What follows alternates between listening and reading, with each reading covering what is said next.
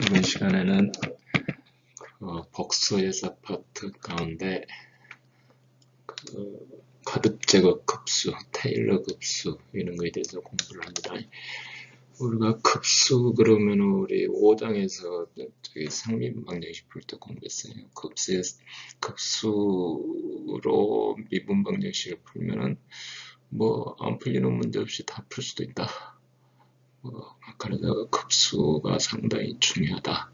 그러니까 어떤 형식에 어떤 요건이 딱딱 맞는 미분 방정식은 그 형식에 맞춰서 푸는데 그 외의 문제 그래서 이제 그 가운데서도 이제 특히 베셀 펑션이니 이런 것들을 공부를 했어요.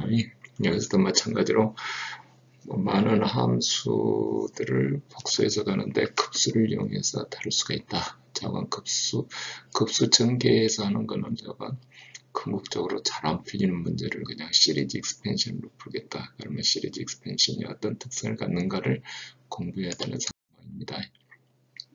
그래서 여기에 이제 5장의 제목이 거듭제곱 급수, 그 다음에 테일러, 그 가운데 테일러 급수, 실험에서 이미 했던 거를 우리가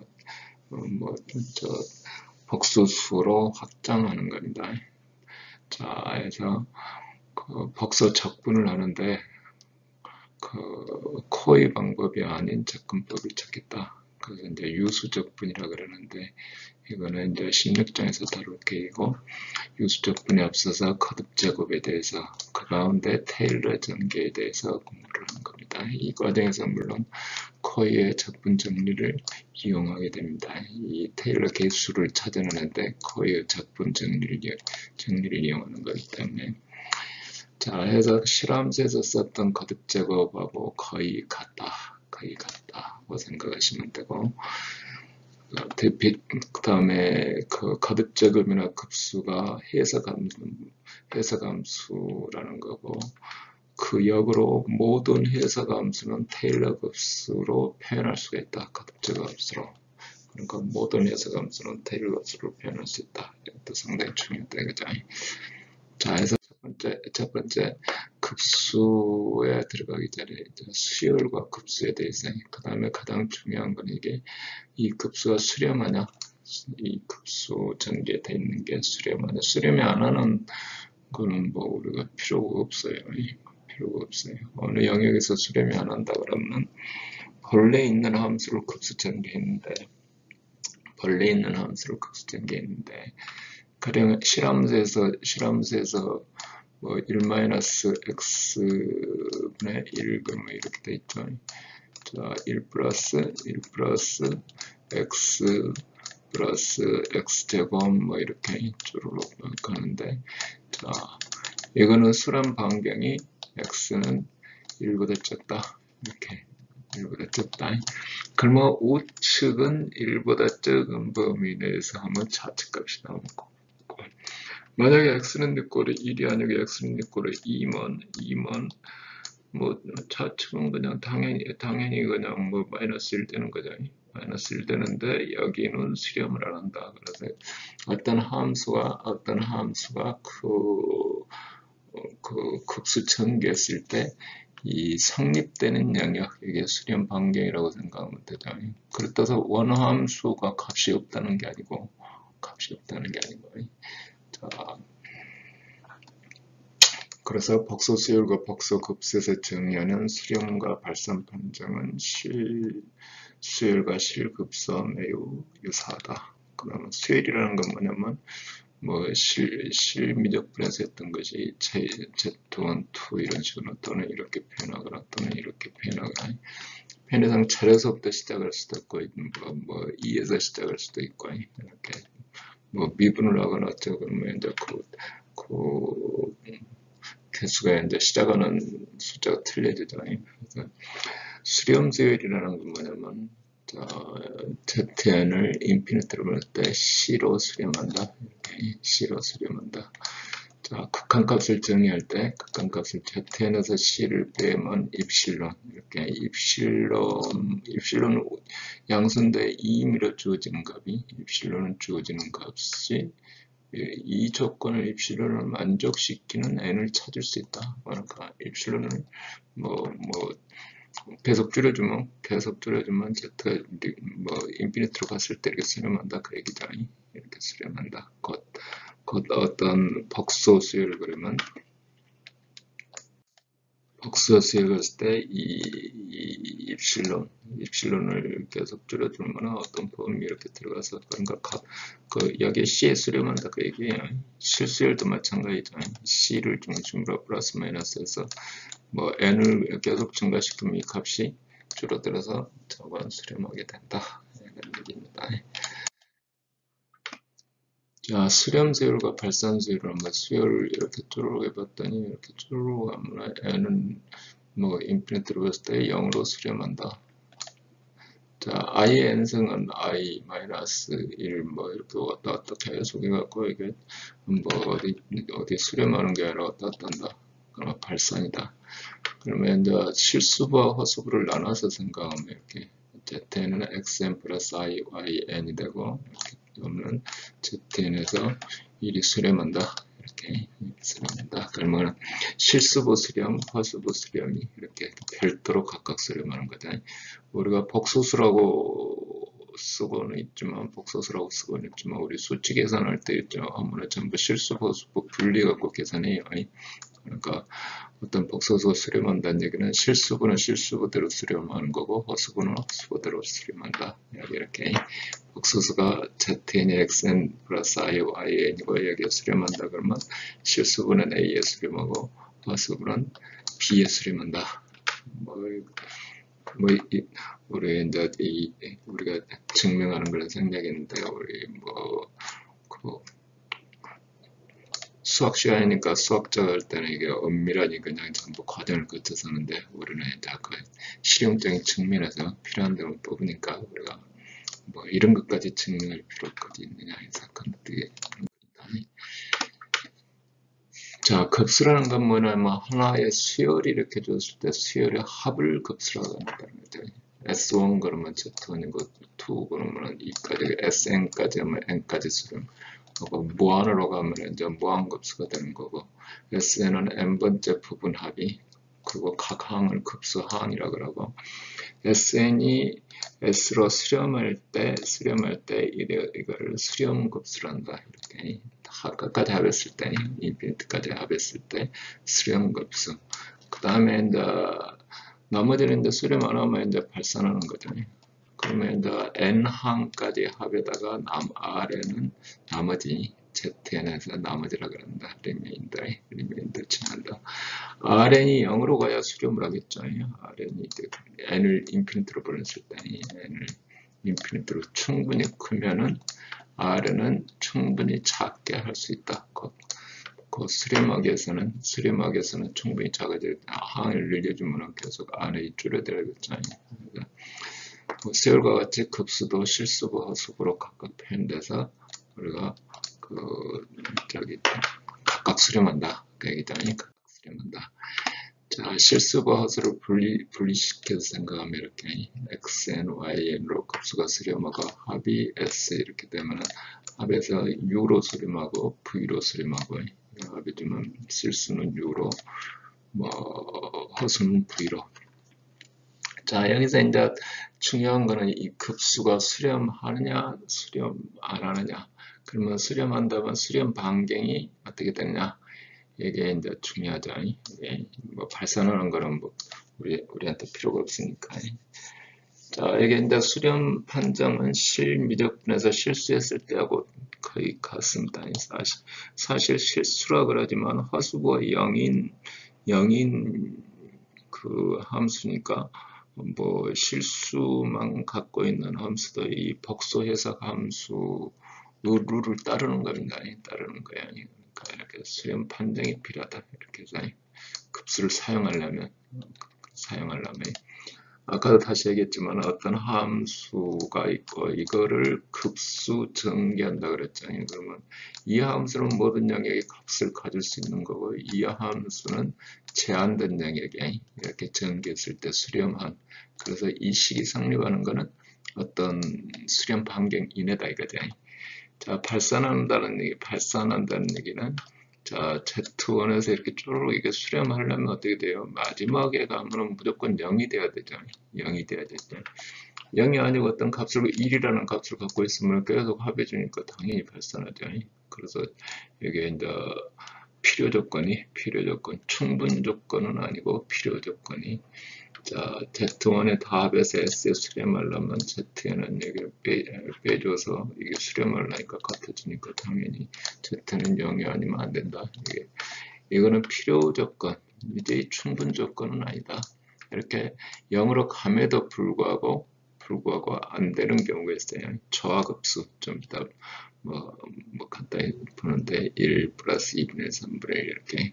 저하급수는 뭐냐면 등차 수열, 여기 등차 수열의 역수를 저하급수라 그래. 저하 수열 그러면 이 분모의 1분의 1, 1, 2, 3 이렇게 n 이렇게 가잖아요. 이게 이제 등차 수열이잖아요. 플러스 1이니 그거 역수.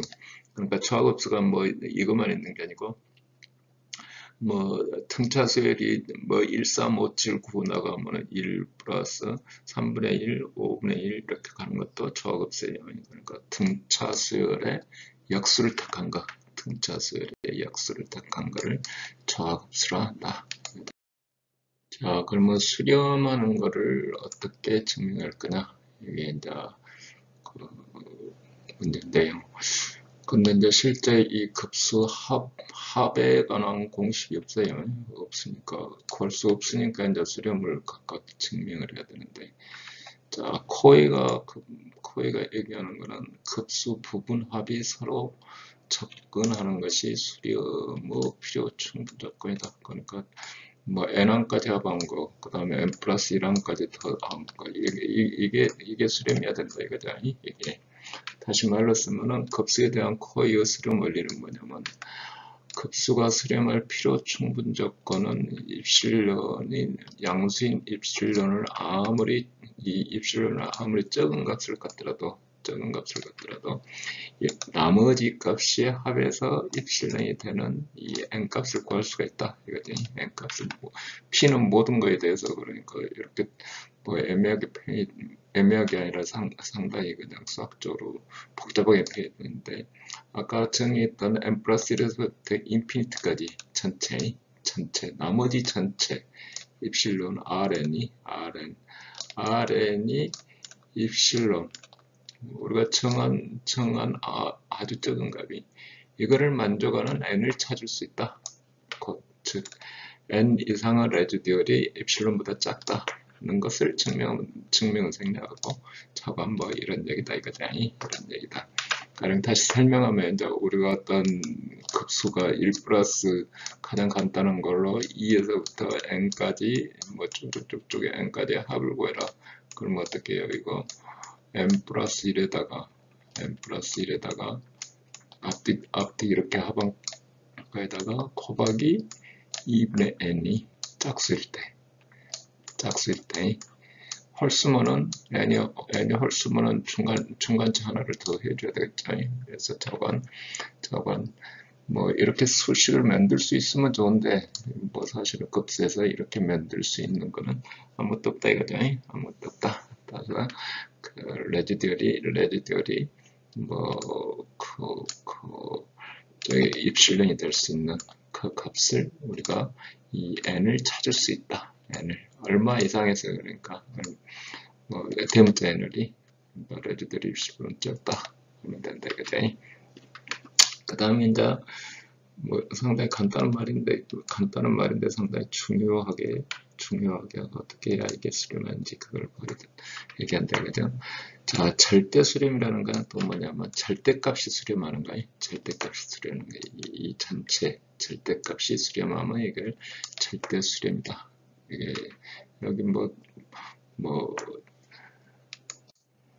자, 절대값은 수렴 안 하고 이 ZN 합이 수렴하면 이거는 이제 조건 수렴이라 한다. 조건 수렴하는 거는 뭐냐면, 여기 아까 그 저하 수열에 부호가 왔다 갔다 하는 거를 해보면, 이거는 수렴한다, 이거는 수렴하는데, 자, 저하 수열은 이렇게 쪼로록 해주면 발산한다, 그지?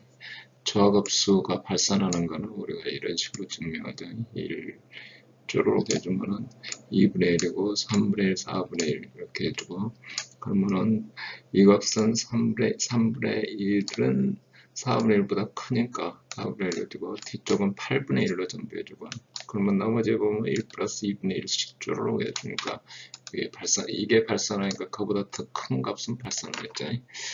자, 이런 경우를 조건 수렴이라고 하죠.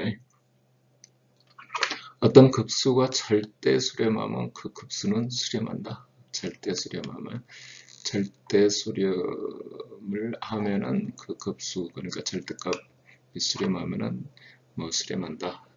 자, 비교 판정법으로 이제 수렴하는 조건들을 여러 가지를 이제 따져보는데, 이렇게 어떤 급수가 이렇게 있었다. 그러면 절대값이 bm보다 bn, 그러니까 절대값보다 큰 bn이 있었다. 이렇게 큰 bn이 있었다. 아까 이거를 bn이 수렴한다면은 주어진 급수는 수렴한다. 자, 절대급수는 수렴한다. 이렇게. 자, 이 값은 뭐 간단해요. 자, 여기는 부호가 왔다 갔다 하는 거고요. 절대값 쪼로록 해주면 이 값은 bn보다 적으니까 이게 수렴하면 또 이것도 수렴하고 이것도 수렴한다. 자, 기하급수인 경우에 이제 어떤 거박이를 계속 해주는 거죠. 1 플러스 q에 적어. 그래서 q의 절대값이 1보다 적으면 이렇게 실수열에서 가장 쉽게 접할 수 있는 거예요. 1보다 크면은 발산한다, 이거지. 발산한다. 실함수에서 하듯이 그대로거든요. 이렇게 합니다. 이렇게 쪼르륵 해주면 1-x로 되고, 이거는 절대값이 1보다 적을 때. 자, sn을 이렇게 하고, 여기다 q를 곱해주고, 이렇게 되죠. 그러면 두 개를 빼주면은 1-q의 sn이 되고, 이거를 q가 1이 아니면은 1이 넘어가서 이렇게 되고, 자, 여기가 1보다 적으면은 계속 곱해주니까 리미트 보내주면 0이 되죠. 그래서 이렇게 1보다 크면 당연히 여기서 이게 증가하니까 수렴 안 하는 거고, 수렴 안 하는 거다. 그러면 이제 우리가 이제 수렴 구간을 정해야 되는데, 수렴 반경이 수렴 반경이라고 하죠. 실함수에서 했던 거하고 같은 방법으로 x가 x제로일 때 이렇게 a0로 수렴한다. 다른 영역에서 sx는 이렇게 그 내부에서, 그러니까 x-x제로가 r보다 적을 때, 실함수에서 여기가 x제로고 여기서 a까지가 수렴한다. 그러면 이때 수렴 반경을 볼 때 어떻게 하냐면, 수렴 반경은, 자, 이 조건이거나 수렴 반경은 저기 an의 절대값에 m 제곱근이죠. 리미트를 재서 역수를 하거나, 또는 두 개 비례 관계의 역수 am 플러스 1에서 am 해주면은 이게 수렴 반경. 이게 왜 이렇게 나오는 거는 뒤쪽에서 다시 다뤄주는 겁니다. 가령 1-x분의 1은 우리 x의 제곱에서 여기 조금 전에 했던 여기 q값 하듯이 q값에서 똑같은 방법으로, 그 다음에 이제 이 개수를 쭉 따지면 1 그래갖고 이거 수렴 반경, 1보다 적은 데서 수렴한다, 그죠? 1보다 적은 데서. 자, 저함수는 어떻게 되냐면, 여기 이렇게 리미트 쭈르륵 했더니 r은 네 꼴이 1이 됐어요. r은 네 꼴이 1이 됐어요. 그러니까 x에다가 1을 넣어주면 어떻게 된다, 이거죠? x에다 1을 넣어주면은 1보다 적을 때는 수렴한데, 이 자체가 1일 때는 수렴하는지 어쩐지 현재 상태에서는 몰라요. 현재 상태에서. 근데 이제 저하급수를 우리가 전개해 보니까 우리가 발산한다는 건 알고 있는데, 자관 여기서 간단하니 나오진 않는다, 이거지. 이 r 값을 구한다. 그래서 이 경계선에 있는 자리는 그때 상황이 틀리다, 이게. r은 이코로, 그래서 항상 수렴 반경은 r보다 적다, r보다 적다. 크면은 발산한다. 작으면 수렴한다. 니꼬르가 되면 여기 보류.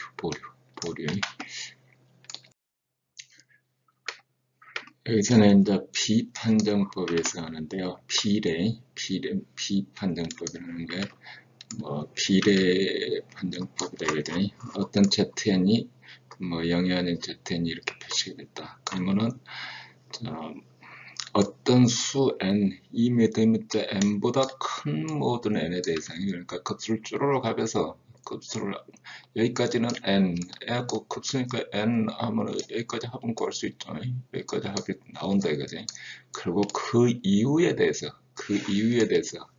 그보다 큰 n에 대해서 어떤 비례에서 그 이후 비례 관계에서 Q보다 작다. 그 가운데 가장 큰 거니 이 앞쪽에서 비례 관계에서 가장 큰 거를 찾는 게 아니고 충분히 큰 n 이후에, 그러니까 가상의 n 이후에 어떤 Q를 잡았는데 그게 1보다 적으면 1급수는 수렴한다. 그러니까 여기까지는 합이 있는 거고 이 T쪽 위치가 비례상수에서 Q 이렇게 표시되면은 수렴한다. 근데 이 충분히 큰 n을 잡았는데도 뒤에 가서 리미트가 1보다 크면은, 그러니까 궁극적으로 n은 네 거로 인피니트로 보냈더니 1보다 컸다. 그러면 이때는 발산한다 이거죠.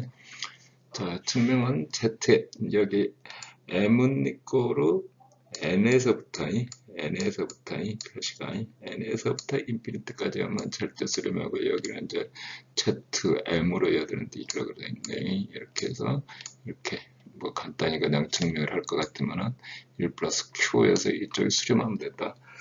이 얘기는 뭐냐면 앞쪽에서부터 여기 n이 0에서 1에서부터 해갖고 쪼르륵 해갖고 1이어야 된다는 거를 얘기하는 건 아니고 여기서는 비례상수가 Q가 1보다 비례상수가 더 클 수 있어요. 클 수 있지만 여기까지는 저하고 커도 계산이 된다 이거지. 계산되고 그 이유가 수렴해야 된다 이거지. 그 이유가 이런 조건으로 수렴하게 되면 나머지는 하니까 이렇게 해서 표시가 된다. 자, 저하급수인 경우는 어떻게 되냐면, 자, 비례관계를 쪼르륵 해주면 어떻게 돼요? 마지막에 남는 건 x가 하나 남고, n 플러스 1이 남고, 자, 여기에 m이 남고, 그러면 리미트 취해주면 여기 저하급수니까 여기는 1이고, 여기도 1이고, 그래서 이거를 이게 니꼬로 리미트 취해주면 1이 된다 이거죠. 이게 Q가 되는 거죠. Q. 따라서 이거는 발산한다고 말할 수도 없고 어쩐 그런다 그랬죠. 그러면 그 경계선에 있으면 애매모호하다 이거죠. 그거는 각각 케이스를 따져봐야 되겠다 이거죠. 자, 해서 비판정법의 정의는 이렇게 급수를 n을 인피니트 보냈을 때 어떤 L 값을 갖고 있다. 그러면 L이 1보다 적으면은 절대 수렴하고 그 다음에 1보다 크면 발산하고 1이면은 보류, 수렴 또는 발산한다. 그러니까 아까 얘기했듯이 그러니까 Z1분의 Z2의 비례 관계는 이거는 1보다 커도 상관없다 이거든요. 어떤 충분히 큰 대문자 n까지는 괜찮고 그 이후에 자 해서 이렇게 여기도 마찬가지로 m보다 큰 대문자 n보다 큰 n에 대해서 이게 q면은 이게 리미트 값을 취해서 이게 1보다 적으면 수렴하고 1보다 크면 발산하고 가령에 이제 니꼴이 1인 경우는 저하급수 같은 경우는 쪼르륵 해보면은 1에서 이게 발산한다는 걸 우리가 알고 있죠. 근데 만약에 이제 급수가 분모가 n제곱이었다. 그러면 이렇게 쪼르륵 이렇게 1이지만 수렴한다 이거든. n제곱이면 어떻게 되냐면 n제곱이 1 플러스 쪼르륵 이렇게 되잖아요. 그러면 이제 증명은 이렇게 여기 그림이 비례관계가 안 맞는데 1 하고 2분의 1 4분의 1 이렇게 해주면 이 값은 이 적분값보다 적다 해서 증명을 하면 이렇게 2보다 더 적다 이런 얘기가 되죠. 맞나? 이게 1 플러스, 그렇지. 네, 이런 관계를 뭐 비판정법, 다시 얘기하면 충분히 큰 n 이후의 비례상수가 1보다 적어야 된다. 여기다. 그래서 이제 비판정법하고 이렇게 보면 리미트 값을 취해봤더니 이렇게 리미트 값을 취했더니 0으로 가더라. 그러면 이거는 수렴한다 이거지. 근데 여기 보면 알겠지만 1일 때 여기하고 비례하면은 이게 1보다 훨씬 크다. 이런 얘기입니다. 1보다 훨씬 크다. 이렇게 해도 충분히 크고 나서는 이게 문제가 이렇게 된다. 자, 마찬가지로 A, M, B, N 해갖고 두 개를 이렇게 합해졌다. 그러면 이제 그 각각에 대해서 보니까 이제 뭐 여기 이제 수열이 이렇게 표시되어 있는데 나눠서 생각하면 이런 관계고 그 다음에 이런 관계 그러면 각각을 해서 수렴하는 거를 뭐 이렇게 해서 수렴을 찾을 수가 있다. 두 개 이제 절대값 비로 찾아갖고 절대값 비로 이렇게 찾아서 2분의 1, 4분의 1, 2분의 1, 4분의 1 그러니까 여기 b가 뭐 1보다 적은 거잖아요. 그러니까 수렴을 한다. 자, 근으로 판정할 때는 어떻게 되느냐? 근으로 판정할 때는 급수가 뭐 z1에서부터 쭉 n까지 뭐 n보다 큰 모든 n에 대해서 뭐 아까도 얘기했듯이 n까지는 이렇게 됐잖아요. n까지는 대문자 n까지는 합을 구했고 나머지 이게 루트 근을 찾았더니 q는 어떻게 되겠어요? 이것도 마찬가지로 궁극적으로는 코바이가 1 플러스 q 이런 식으로 계속 간다 이거지. 그래서 아까 비례 관계에 의해서 구한 것과 그 다음에 근으로 찾았을 때 이게 1보다 크면 발산하고 1이면 수렴하고 여기도 마찬가지로 어느 대문자 n보다 큰 모든 n에 대해서 그러니까 리미트 값을 뭐 앞에 출발할 때부터 그런다는 얘기가 아니란 얘기지. 그래서 여기도 마찬가지로 뭐 ZN은 Q의 N승이 되죠. N승. 그러니까 이 비례 관계니까 계속 합해주니까 이게 순열 비례. 그래서 1보다 적으면 수렴한다. 적으면 수렴한다. 그 다음에 크면은 발산한다. 뭐 실급세에서 했던 거고 똑같은 거 진짜. 그래서 여기도 마찬가지로 쭉 해서 제일 끝이 리미트 값을 해서 L이라고 하면 L이 1보다 적으면 절대 수렴, 크면은 발산, 작으면 보류. 이렇게 앞에처럼 똑같은 방법이 되거든요. 그러니까 아까 비례 관계로 하든지 그 다음에 여기 근으로 판정하든지 할 수가 있다. 5.1절에서는 우리가 이제 급수에 대해서 하고 5.2절은 이제 거듭 제곱 급수 반복해서 곱해주는 거 이거에 대해서 이제 공부를 본격적으로 할 계획입니다. 1절에서는 이제 거듭 제곱을 곱하는 거 아니고 그냥 일반 급수였어요. 일반 급수. 자, 그러면 다음 시간에 하겠습니다.